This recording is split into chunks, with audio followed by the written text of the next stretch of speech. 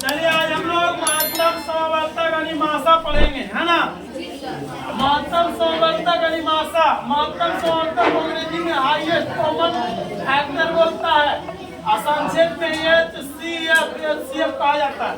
पता है मातृ समवर्तक इतना खास है कि मैट्रिक के एग्जाम में इससे 1 नंबर का आता है। एकदम गारंटी, ऑब्जेक्टिव में 1 नंबर आना, आया तो 2 नंबरी में आएगा। और मैट्रिक में जानते कौन आता है? ये अभाज्य गुणनखंड विधि से आता है।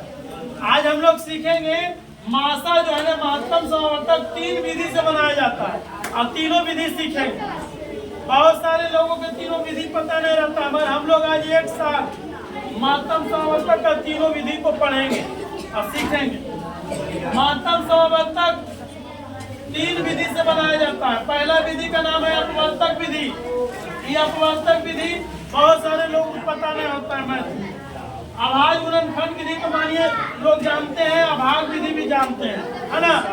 मगर हम लोग आज तीनों विधि एक साथ एक प्रश्न से बनाना जानेंगे। देखो एक उदाहरण लिए 18 और 24 का मासा तीनों विधि से बनाए। ये तीनों का कोई वैसा डिफिनेशन नहीं है, परिभाषा उचित नहीं, उदाहरण से सीख जाओगे। इसलिए हम तीनों को अलग से परिभाषा नहीं दिए हैं।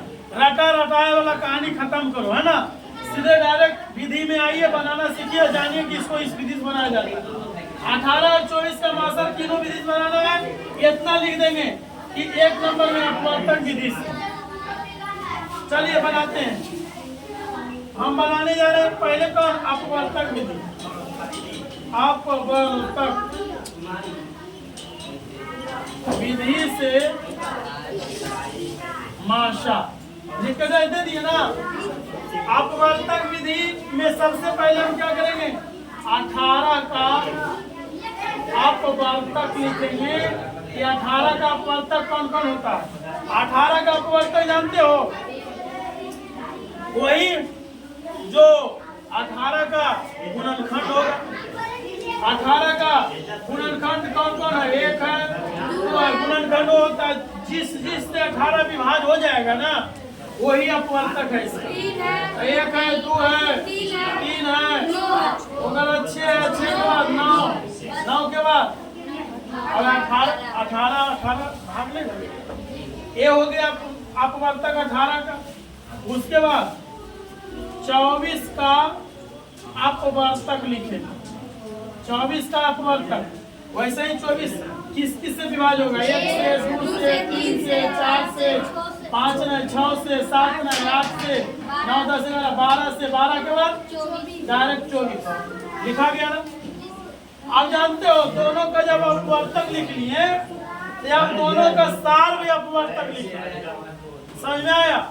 सार्व गुणनखंड जो कहलाता है सार्व अपवर्तक। सार्व अपवर्तक उसको कहा जाता है जो दोनों में रहे। तो यहाँ पर लिखेंगे चूंकि 18 और 24 का सार्व अपवर्तक बराबर, बताइए जो दोनों में मिले।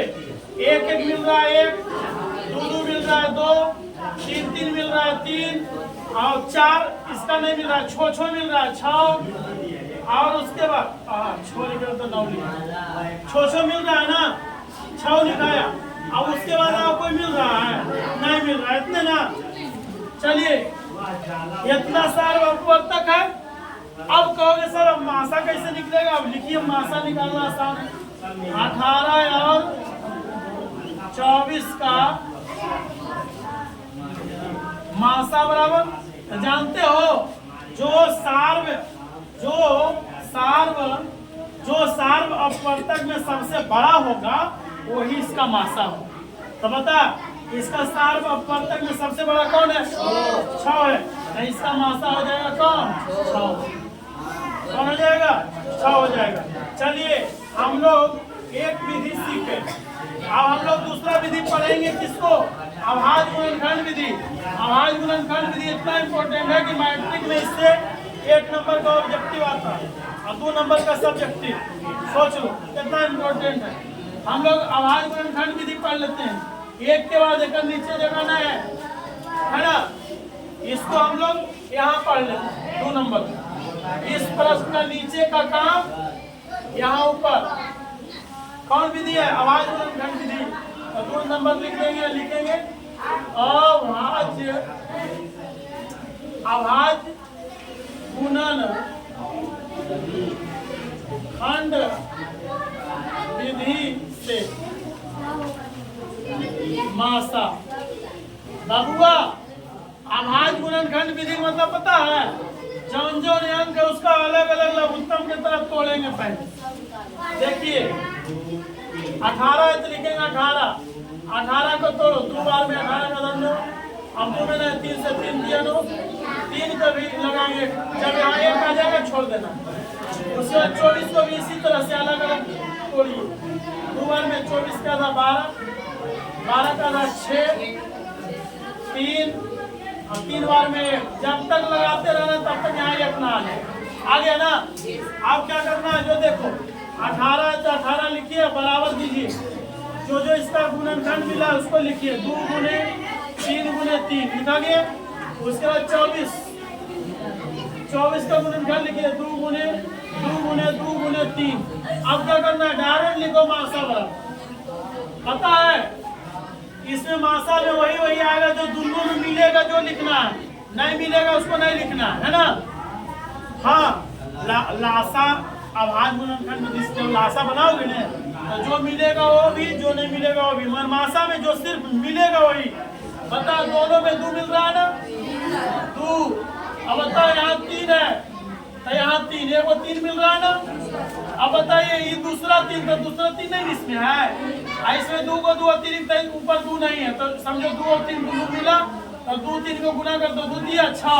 देखो तो मैच कर गया ना। यहाँ देखो मासा 6 आया ई विधि से, ई विधि से भी 6 है ना। मजेदार में कंफर्म हो गया ना 2 विधि। अब तीसरा विधि भाग विधि है। चलो तीसरा विधि हम यहाँ बता दे रहे हैं। तीसरा विधि हम यहाँ बता देते हैं। लिख देंगे भाग विधि से मासा। तो भाग विधि में क्या करना है? कौन कौन संख्या है? 18 24। तो 18 को ले लेंगे और 24 को ले लेंगे और ऐसे लिख दिए। अब भागा दीजिए। 18 दूना 36 बड़ा हो जाता है। एक बार में 18 लगाएंगे।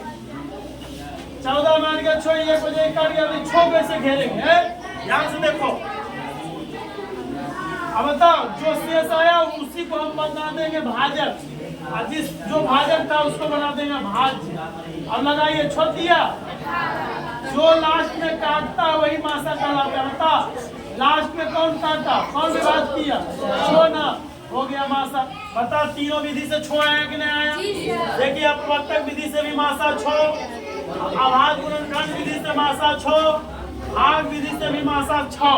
मेरा बोर्ड में जगह नहीं रहने कारण जहाँ तहाँ बन गया। आप लोग को कहाँ बनाना है? तीनों को। यहाँ देखो, पहले 1 नंबर बन जाएगा, यही 2 नंबर दे करके इसको उतार लेना है, और इसके नीचे 3 नंबर देके इसको उतार लेना है। बहुत मजा आया ना? बहुत मजेदार तरीके से एक प्रश्न को हमने तीनों विधि में बता दिया है ना। आई एक सैंपल है। अब मिलेगा कोई भी विधि में तो बना दोगे। अगर आप मासा दे दिए अपवर्तक विधि से तो इस तरह से बनाना है। अगर आ गया अभाज्य गुणनखंड विधि तो ऐसे लगा देना है, और जब आ गया भाग विधि तो ऐसे बना देना है। एक बार में तीनों विधि फिनिश, एक वीडियो में खत्म।